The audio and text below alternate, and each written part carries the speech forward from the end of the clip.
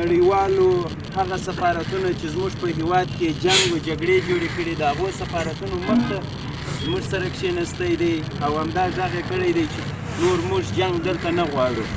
له کابله تر مزار یې راسره تللی دی په دغه سپینه ږیره په ټوله لاره باندې مو یوه داسې ترخه خبره ونه لیدله چې موږ ووایو چې والله غني کاکا څخه موږ ازرده سو. که څه هم دی سپین ږیری و خو زموږ د ځوانانو امر یې وړی او زموږ د ځوانانو سره په قطار کې یو ځای روان و.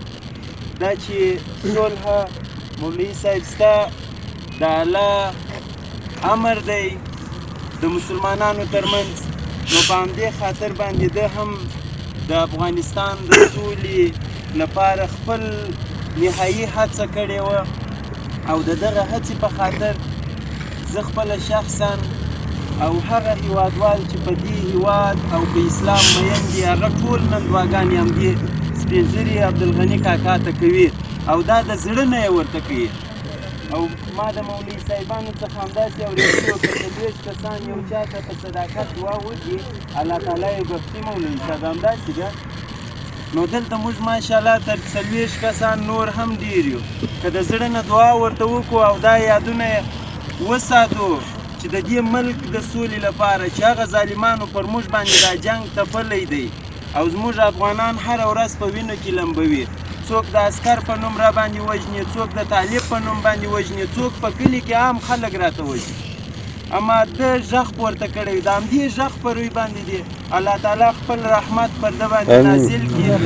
الله تعالی دې تاسې ټولو ته یو وزرونه درکړي او د زړه له اخلاصه دعا ورته وکړئ تر څو دی د جنتونو سردار شي. الحمدلله رب العالمین والصلاة والسلام علی رسول محمد وآله واصحابه اجمعین. الهي زموږ د ټولو افغانانو هغه هیله چې هره ورځ ځینې کړېږي را پوره کړي. الهي د عبدالغني کاکا د سولې ارمان په ټول افغانستان کې پوره کړي. الهي زموږ د ټولو افغانانو وینه نور ودروي.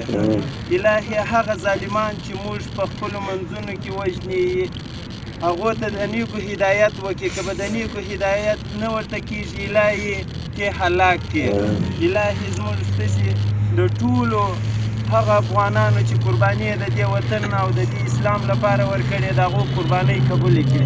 الهي په ټول افغانستان کې دایمي سوله راولي.